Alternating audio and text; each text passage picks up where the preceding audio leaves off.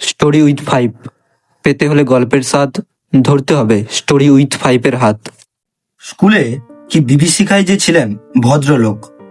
আমাদের অঙ্ক বসাতেন, আশ্চর্য পরিষ্কার ছিল মাথা।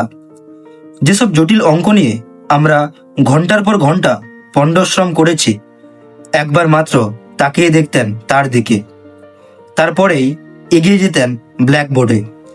খসখস করে ঝড়ের গতিতে এগিয়ে চলত খড়ি।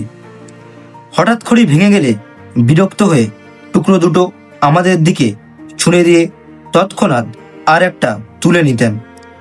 একটু পরেই আমরা রোমাঞ্চিত হয়ে দেখতুম ছবির মতো অঙ্কটা সাজিয়ে দিয়েছেন। পৃথিবীতে যত অঙ্ক ছিল সব যেন ওর মুখস্থ, কিংবা মুখস্থ বললেও ঠিক হয় না। মনে হতো আমাদের অদৃশ্য অক্ষরে বোর্ডে আগে থেকেই কষা রয়েছে, অথচ উনি দেখতে পাচ্ছেন ঠিক, আর সঙ্গে সঙ্গে তার উপরে খড়ি বুলিয়ে চলেছেন। অঙ্কে যারা 100-র মধ্যে 100 পায়, ওর ভরেই তারাই তটস্থ হয়ে থাকতো। আর আমাদের মতো যেসব অঙ্ক বিশারদের টেনে টুনে কুড়িয়ে উঠতে চাইতো না, তাদের অবস্থা সহজেই কল্পনা করা যেতে পারে। প্রকাণ্ড হাতের প্রচণ্ড চড় খেয়ে মাথা ঘুরে যেত, কিন্তু কাঁদবার জো ছিল না। চোখে এক ফোঁটা জল দেখলেই ক্লাস ফাটিয়ে হুঙ্কার ছাড়তেন। পুরুষ মানুষ হয়ে অঙ্ক পারিস নে, তার উপরে কাঁদতে লজ্জা করে না? এখনই পা ধরে স্কুলের পুকুরে ছুঁড়ে ফেলে দেব। তা উনি পারতেন। ওর চড়ের জোর থেকেই আমরা তা আন্দাজ করে নিয়েছিলাম। পুরুষ মানুষ হয়ে অঙ্ক পারে না, এমন অঘটন কল্পনাও করতে পারতেন না মাস্টার মশাই। বলতেন, প্লেটোর দোরগোড়ায় কি লেখা ছিল জানিস? যে অঙ্ক জানে না, এখানে তার প্রবেশ নিষেধ। স্বর্গের দরজাতেও ঠিক ওই কথাই লেখা রয়েছে। যদি সেখানে যেতে চাস তাহলে। স্বর্গের খবরটা মাস্টার মশাই কোত্থেকে জোগাড় করলেন তিনিই জানেন। প্লেটোকে তার দরজা দিয়ে ঢুকতে না পারলে কি ক্ষতি হবে, এ নিয়ে আমরা কোনোদিন মাথা ঘামাইনি। তাছাড়া যে স্বর্গে পা দিয়েই জ্যামিতির এক্সট্রা কষতে হবে, কিংবা স্কোয়ার মেজারের অঙ্ক নিয়ে বসতে হবে, সে স্বর্গের চাইতে লক্ষ যোজন দূরে থাকায় আমরা নিরাপদ বোধ করতুম। ম্যাট্রিকুলেশনের গণ্ডি পার হয়ে অঙ্কের হাত থেকে রেহাই পেলুম, মাস্টার মশাইয়ের হাত থেকেও। কিন্তু অঙ্কের সেই বিভীষিকা মন থেকে গেল না। এমএ পাশ করবার পরেও স্বপ্ন দেখেছি পরীক্ষার লাস্ট বেল পড়ো, অথচ একটা অঙ্ক আমার মিলছে না। মাস্টার মশাই গার্ড হয়ে একবার আমার সামনে এসে দাঁড়িয়েছেন। দু চোখ দিয়ে তার আগুন ঝরছে, দাঁতে দাঁত ঘষে বলছেন, মাথার উপর ঘুরন্ত পাখা সত্ত্বেও ঘাম নিয়ে আমি জেগে উঠেছি। মৃদু নীল আলোয় দেখেছি চেনা ঘরটাকে। চোখে মনে পড়েছে সামনে আমার পড়ার টেবিল, আমার বইপত্রের স্তূপ। গভীর তৃপ্তির সঙ্গে ভেবেছি এখন আর আমাকে স্কুলে অঙ্ক কষতে হয় না, আমি কলেজে বাংলা পড়াই। একদিন একটি পত্রিকার পক্ষ থেকে ফরমাশ এলো, আমার ছেলেবেলার গল্প শোনাতে হবে। আমি জানালুম লেখক হিসেবে আমি নিতান্ত সামান্য ব্যক্তি। আমার ছেলেবেলার গল্পে কারো কোনো কৌতূহল নেই। তাছাড়া এমন কোনো স্মরণীয় ঘটনা ঘটেনি যে আসর করে তার লোককে শোনাতে পারে। কিন্তু কর্তৃপক্ষ ছাড়লেন না। তারা জানালেন, সাহিত্যের ইন্দ্রচন্দ্র মিত্র বরুণেরা কেউ তাদের বিশেষ পাত্তা দেননি। অতএব আমি ভাবলুম তাহলে নির্ভয়ে লিখতে পারি। ওরা নিজেরা ছাড়া ওদের কাগজের বিশেষ পাঠক নেই, সুতরাং আমার আত্মকথা কারো কাছে স্পর্ধার মতো মনে হবে না।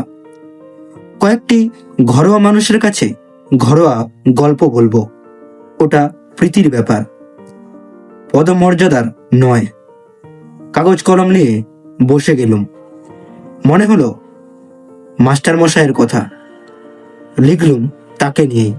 ছবিটা যা ফুটল তা খুব উজ্জ্বল নয়। লেখবার সময় কল্পনার খাদ কিছু মিশিয়ে নিলাম, সেটা বলাই বাহুল্য। সেই সঙ্গে সদুপদেশও একটু বর্ষণ করেছিলাম। মূল কথাটা এই ছিল, অহেতুক তাড়না করে কাউকে শিক্ষা দেওয়া যায় না। গাধা পিটিয়ে ঘোড়া করতে গেলে গাধাটাই পঞ্চত্ব পায়। তার প্রমাণ আমি নিজেই। মাস্টার মশাই আমাকে এত প্রহার করেও অঙ্ক শেখাতে পারেননি, বরং যা শিখেছিলাম তাও ভুলেছি। এখন 2 আর 2 4 না 5 হয়, তাই নিজের মধ্যে সন্দেহ জাগে। পত্রিকার কর্তৃপক্ষ খুশি হয়ে আমাকে 10 টাকা দক্ষিণা দিয়ে গেছেন। মাস্টার মশাইয়ের কাছ থেকে এইটুকুই আমার নগদ লাভ। তারপরে আরো অনেক দিন পার হয়ে গেল। সে লেখার কথা ভুলে গেলাম মাস্টার মশাইকেও। বয়স বেড়েছে, বিনিদ্র রাত্রিযাপনের মতো অনেক সমস্যা এসে দেখা দিয়েছে জীবনে। বর্তমানের দাবিটা এত বেশি জোরালো যে স্মৃতির দিকে তাকাবার অবসর পর্যন্ত মেলে না। এমনি সময় বাংলাদেশের এক প্রান্তের একটি কলেজ থেকে ডাক এলো, ওদের বার্ষিক উৎসব, অতএব আতিথ্য নিতে যেতে হবে ওখানে এবং বক্তৃতা দিতে হবে। এইসব উপলক্ষেই বিনা পয়সায় বেড়ানো যায়। তাছাড়া কলকাতা থেকে কেউ বাইরে গেলেই তার রাজোচিত সম্বর্ধনা মেলে। এখানকার চড়ুই পাখিও সেখানে রাজহংসের সম্মান পায়। কলকাতা থেকে দূরত্বটা যত বেশি হয়, আমাদের মতো নগণ্যের পক্ষেই ততই সুখাবহ। আমি সুযোগটা ছাড়তে পারলুম না। গিয়ে পৌঁছুতে চা খাবার আতিথেয়তায় উচ্ছ্বাস। ছেলেরা তো এলোয়, 2-4 জন সম্ভ্রান্ত লোক এসেও বিনীতভাবে আলাপ করে গেলেন। এমনকি খান কয়েক অটোগ্রাফের খাতা পর্যন্ত এগিয়ে এলো। রোমাঞ্চিত কলেবরে আমি স্বাক্ষরের সঙ্গে সঙ্গে বাণী বিতরণ করতে লাগলুম।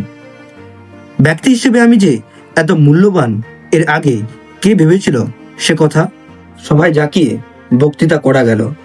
রবীন্দ্রনাথ থেকে 12টা উদ্ধৃতি দিলুম, কার একটা ইংরেজি কোটেশন চালিয়ে দিলুম বার্নার্ড শর নামে। শেষে দেশের তরুণদের নিদারুণভাবে জাগ্রত হতে বলে যখন টেবিলে একটা প্রকাণ্ড কিল মেরে বক্তৃতা শেষ করলুম, তখন অল্পের জন্যে ফুলদানিটা রক্ষা পেল। আর হল ফাটানো হাততালিতে কান বন্ধ হওয়ার জোর। বুড়ো প্রিন্সিপাল পর্যন্ত মুগ্ধ হয়ে আমাকে বললেন, ভারী চমৎকার বলেছেন আপনি, যেমন সারগর্ভ তেমনই সুমধুর। আমি বিনীত হাসিতে বললুম, আজ শরীরটা তেমন ভালো নেই, তাই মনের মতো করে বলতে পারলুম না। পাশে দাঁড়িয়ে থাকা ছেলেরা বিস্ময়ে চোখ কপালে তুলল। শরীর ভালো নেই তাতেই এরকম বললেন স্যার? শরীর ভালো থাকলে তো অর্থাৎ প্রলয় হয়ে যেত। আমি উদার হাসি হাসলুম, যদিও মনে মনে জানি এই একটি সর্বার্থ সাধক বক্তৃতাই আমার সম্বল। রবীন্দ্র জন্মোৎসব থেকে বর মহোৎসব পর্যন্ত এটাকেই এদিক ওদিক করে চালিয়ে দিই। স্তুতিতে স্ফীত মনে চায়ের পেয়ালায় চুমুক দিয়েছি। এমন সময় একটি ছেলে এসে খবর দিল, এক বুড়ো ভদ্রলোক আমার সঙ্গে দেখা করতে চান। প্রিন্সিপাল বললেন, বেশ তো, ডেকে আনো এখানে। ছেলেটি বলল, তিনি আসতে চাইছেন না, বাইরে মাঠে দাঁড়িয়ে রয়েছে। আমার বক্তৃতায় নিশ্চয় কেউ অভিভূত হয়েছেন, আমাকে অভিনন্দন জানাবেন। এই অভিজ্ঞতা আগেও হয়েছে। সুতরাং দাক্ষিণ্য পুলকিত চিত্তে আমি বললুম, আচ্ছা চলো, আমি যাচ্ছি। হলের বাইরে ছোট একটা মাঠ তরল অন্ধকারে ঢাকা। অত আলো থেকে বেরিয়ে এসে প্রথমে ভালো করে কিছু দেখতে পেলুম না। তারপর চোখ পড়ল মানুষটিকে। কুজো লম্বা চেহারা, মাথার সাদা চুলগুলি চিকমিক করছে। ডাকলেন, সুকুমার। আমি চমকে উঠলুম। এখানে কেউ আমার নাম ধরে ডাকতে পারে সেটা যেমন আশ্চর্য, তারও চেয়ে আশ্চর্য হই গলার স্বর। আমার মনটাকে অদ্ভুতভাবে দুলিয়ে দিল। স্মৃতির অন্ধকার থেকে একটা ভয়ের মৃদু শিহরণ আমার বুকের ভিতর দিয়ে বয়ে গেল। আমাকে চিনতে পারছো না সুকুমার? আমি চিনেছি। ভয় পাওয়ার অর্থটা বুঝতেও আর বাকি নেই। ওই ডাক শুনে ছেলেবেলায় বহুদিন আমার গায়ের রক্ত হিম হয়ে এসেছে। জানি এখনই একটা ভয়ঙ্কর চর আমার পিঠের উপর নেমে আসবে। সেই ভয়টার কঙ্কাল লুকিয়েছিল মনের চোরাকুঠুরিতে। ওই স্বর বিদ্যুতের আলোর মতো তাকে উদ্ভাসিত করে তুলেছে। আমার মাথা তখনই ওর পায়ে নেমে এলো। মাস্টার মশাই, আপনি? মাস্টার মশাই বললেন, বেঁচে থাকো বাবা, যশস্বী হও। রিটায়ার করার পর এখানে এসেই মাথা গুঁজেছি, বাড়ি থেকে বেরোই না। আজ তুমি বক্তৃতা করবে শুনে ছুটে এসেছি। খুব ভালো বলেছো সুকুমার, খুব খুশি হয়েছি। কিন্তু আমি খুশি হতে পারলুম না। বিজ্ঞানের ছাত্র ছিলেন মাস্টার মশাই। বুদ্ধিতে ছুরির ফলার মতো ঝকঝক করত চোখ। আজ আমার বক্তৃতার ফাঁপা ফানুস দিয়ে যদি ওকে ভোলাতে পারি, তাহলে সেটা আমার কৃতিত্বে নয়, ওর মনেরও বয়স বেড়েছে বলে। অপরাধীদের মতো চাইলুম, না স্যার, আপনার সামনে। মাস্টার মশাই আমাকে বলতে দিলেন না। তোমরাই তো আমাদের গর্ব, আমাদের পরিচয়। কিছুই দিতে পারিনি, খালি শাসন করেছি, পীড়ন করেছি। বলতে বলতে জামার পকেট থেকে বের করলেন শতচ্ছিন্ন এক জীর্ণ পত্রিকা। একদিন আমার ছেলে এইটা এনে আমাকে দেখালে, পরে আনন্দে আমার চোখে জল এলো। কত কাল হয়ে গেল, তবু সুকুমার আমাকে মনে রেখেছে, আমাকে নিয়ে গল্প লিখেছে। সকলকে এই লেখা আমি দেখাই, বলি দেখো আমার ছাত্র আমাকে অমর করে দিয়েছে। মুহূর্তে আমার জিভ শুকিয়ে গেল। লজ্জায়, আত্মগ্লানিতে আমার মাটিতে মিশে যেতে ইচ্ছে করলো। একটা কিছু বলতে চেষ্টা করলুম, কিন্তু মুখে কথা ফুটল না। মাস্টার মশাইয়ের গলা ধরে এসেছিল। একটু চুপ করে থেকে বললেন, কি যে আমার আনন্দ হচ্ছে সুকুমার, কি বলবো। তোমার এই লেখাটা সবসময় আমার সঙ্গে সঙ্গে থাকবে। দু একজন বলে, যেমন ধরে ধরে মারতেন তেমনি বেশ শুনিয়ে দিয়েছে আপনাকে। আমি বলি, শোনাবে কেন, কত শ্রদ্ধা নিয়ে লিখেছে। আর সত্যিই তো, অন্যায় যদি করেই থাকি, ওরা ছাত্র, ওরা সন্তান, বড় হয়ে সে অন্যায় আমার শুধরে দেবে ওই কি। জানো সুকুমার, আনন্দে তোমাকে একটা চিঠি লিখে দিয়েছিলুম, কিন্তু পাঠাতে সাহস হয়নি। তোমরা এখন বড় হয়ে গেছো, এখন আর বলতে পারলেন না। আবজা আলোটায় এখন অভ্যস্ত হয়ে উঠেছিল। দেখলুম মাস্টার মশাইয়ের চোখ দিয়ে জল পড়ছে। মনে হলো স্নেহ, মমতা, ক্ষমার এক মহাসমুদ্রের ধারে এসে দাঁড়িয়েছি। সেই স্নেহ কোটি মণিমাণিক্য দিয়ে যার মাপ হয় না, সেই মমতা যার দাম সংসারের সব ঐশ্বর্যের চাইতে বেশি, সেই ক্ষমা কুবেরের ভাণ্ডারকে ধরে দিয়েও যা পাওয়া যায় না। আমি তাকে 10 টাকায় বিক্রি করেছিলাম। এ অপরাধ আমি বইব কি করে? এ লজ্জা আমি কোথায় রাখবো? করো সাবস্ক্রাইব সোনো স্টোরি উইথ 5।